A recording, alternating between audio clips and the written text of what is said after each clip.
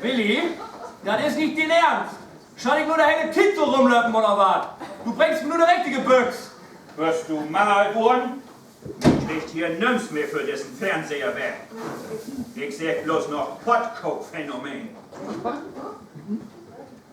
Was denn für ein Pottkochen-Phänomen? Wo meinst du das? Na, das ist immer das Sölbige. Jedes Mal, wenn ich mich zu Hus ein Stück Pottkoch in den Mund steck, bimmelt das Telefon. Und hier wie Football ist das Sölbig. Der hele Tiet passiert nichts. Man geht einmal rot Bier holen, peng, fahr ein Tor.